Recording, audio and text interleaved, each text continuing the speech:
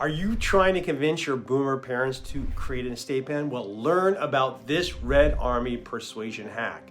A new client came to me last month, and this is a common story. He had a tax problem to unravel. Their dad passed suddenly. Dad had multiple properties, a business, and 3 kids, but no will, no trust, nothing. What followed was 2 years of court battles, $60,000 in legal fees, 3 siblings who no longer want to speak to each other. And what's crazy? Well, Dad knew he needed to make an estate plan. He just didn't think it was time yet. And this story isn't rare. It's the default, especially for baby boomers. Every day, 10,000 boomers turn 70. Estimates say 70% of them will need a long-term care plan. Now, a good number of them have set up Medicaid asset protection trusts and elder care safeguards. But the hard truth is more than half who need to protect their assets from Medicaid and the legal system still haven't done anything. Over the next 20 years, over $100 trillion in assets will pass to the next generation who desperately need it. But without action, over half of that could end up in the hands of state and federal governments to continue to mismanage. Some families will be big winners, others big losers. You might be in this fight right now, trying to convince your boomer parents to get an estate plan or at least an elder care plan so that their final years are dignified. Yet they won't share details or take action. When you bring it up, they change the subject or get hostile. Yet another day slips by and your anxiety climbs as you get closer to a financial, emotional, and potentially physical disaster. Hi, I'm Anthony, parent of One Team Legal and Tax, the IRS Medic. If you're trying to protect your family from future financial chaos, subscribe now, as every week I teach you how to outthink tax law, estate planning problems, and the human behavior that drives both. Now, you've probably heard nightmare stories from friends whose families had to clean up the mess of someone who refused to get serious. It leads to estrangement, and you might resign yourself to just losing everything because there's nothing more you can do. Or maybe you're freaking out because your boomer parent won't budge. And it's not even their stuff you're so worried about, it's them. They won't act, and you can't help, and the clock is ticking. That's why we're gonna pull out all the stops and give you the extra strength persuasion technique I use on the IRS when I seemingly have no power to change an outcome. It's brilliant, but underused. The Chinese Red Army persuasion hack. It's been around forever because it works, and it's shockingly unstudied. How good is it? During the Korean War, captured American POWs, red-blooded American patriots who risked their lives for the USA, switched allegiances, became fierce critics of their own country. They became Chinese, not American, and no drugs, no coercion, no torture, just psychology. It sounds scary because it's so powerful, but here's the thing, it only really works if you're open-minded and acting in everyone's best interest. If you're trying to manipulate someone against their core beliefs, or if you bring in hostility, jealousy, or greed, it falls flat. You want to come with this with love and a genuine desire to do right by all involved. Do this, and this technique will move mountains. I've done it my entire career. So here it is. Here's the Red Army hack explained. Here's how it worked in the POW camps. The Chinese kept the men busy. They'd hold an essay contest. Why is America the best country on earth? The Americans, indoctrinated in everything American, wrote passionate, pro-American pieces that painted their captors as evil and as America's good. What did the Red Army do? They gave awards to the best written essays, even the most fiercely pro-American, anti-Chinese ones. They celebrated American pride with their American captives. Why? Because step 2, after the celebration, a simple follow-up. Well, is there anything wrong with America? Do you like everything about it? Now imagine if the Chinese asked this question first. A barracks full of US POWs. Hey, tell us everything wrong with America. You'd get defiance. America's the best country, how dare you, right? But the Red Army used reciprocity. They let the men speak freely, listened, and honored their thoughts, and judged fairly. So when the follow-up came, the Americans looked inward and answered honestly, because the Chinese had treated their pro-American views with respect. The Chinese were friendly and actually discussed ideas. The US Army didn't care about these men's opinions. They were enlisted, sent to a foreign war, and now forgotten.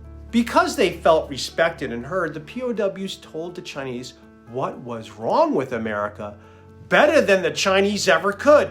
Reciprocity is truly magical. The trust opened their eyes to non-US perspectives. History from another angle changed everything. Now, I'm not saying China is more moral than America, nor that China ordered the Red Army to do this for something other than geopolitical gain. I'm saying if you want someone to consider a new viewpoint, don't judge. Let them empty their tank of frustration and anger. Help them articulate if they struggle. Make them heard fully. Now back to our reluctant boomers. The cliche can be true. Arguing with a boomer can be like arguing with the television. They're the first generation raised by it. Younger generations know TV can be lame. In fact, lame TV ads led to some of Generation X's biggest hits. Nirvana's Smell Like Teen Spirit is actually a song mocking teen spirit and antiperspirant marketed to teens. But boomers, God bless them, never quite shook the programming. Mainstream broadcast and cable TV is still one of their primary filters. Good guys are left or right, bad guys are the other team. Younger folks see both sides as problems, but our reluctant boomers cling hardest to the divide. Yet boomers know their own party's flaws better than the opposition does. The sharpest criticism of Democrats I've ever heard comes from Democrats, and the same for Republicans. So understand that boomer paralysis isn't indifference. It's more like frustration. A world that doesn't feel right with threats and no clear solutions. There's a sadness that no one quite understands. Okay, are you ready to deploy the hack? Okay, well, step one, first realize you might be part of the problem. If you rub your boomer parent the wrong way, they will throw up a brick wall because they feel attacked. So let's go to step two, assess yourself first. What's great about your parents? What bugs you? What about your fears, your hopes? What about your estate planning? What scares you? What scares you about death? Write it down. Now don't share it. Step three, the action step. A real conversation, phone or person. The goal is to make your boomer parent feel heard and understood. Nothing about estate planning or finances whatsoever. Apply reciprocity. If you clash politically, start here. Hey, I know we don't see eye to eye politically, but I don't actually know why you're a Republican or Democrat. I think I do, but I'd rather hear it from you. Now listen to them. Don't judge, don't explain. Help them articulate, dig to their root, their sense of right and wrong, their moral code. Surprisingly, it's similar to everyone else's. They just believe their team best delivers it. Now ask, are you worried the other side might do real harm or that your own side might betray you? Then, what government spending bugs you the most, or what don't they spend money on that they should? Get this answer. It's gold. So we're going to be pivoting to estate planning on what I said before. At some point, you bring this up in the conversation. Hey, you know that $100 trillion will pass down in the next 20 years, but the government will grab a huge chunk via taxes and Medicaid liens. I'm not thrilled with how they spend money either. Nursing homes might cut corners. We can't trust them to do the right thing. They'll keep funding wars, or instead of fixing homelessness, they'll do something else or insert whatever their pet peeve is you just learned about. Do a temperature check. If the script falls away and you're just talking and fears, hopes, beliefs, you're golden. You are where you want to be. You initiate it with love and reciprocity will kick in. Respect earns respect. Their estate planning fears will surface naturally. You don't need to fix them. People are their own best critics. Stating a belief out loud can make someone rethink it all by themselves. Give them that space. Now compare their fears with your own that you wrote down in step two. Do you see the similarities in both? Boomers aren't much different. They just can be paralyzed due to television programming. But it can be undone. Brainwashing is reversible. Totally. Look, I don't mean to brag about it, but I've been accused by my staff, many colleagues, my clients, and IRS employees as being one of the most persuasive people on the planet. Now, I don't look at it that way, and I don't like that kind of pressure.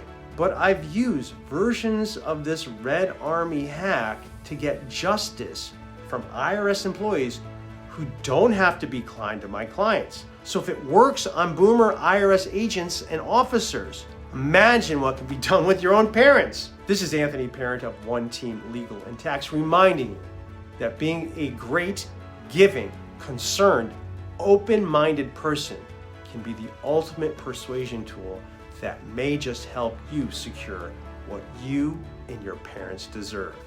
Download my free estate plan checklist below. It will help your parents take the first step today, before it's too late.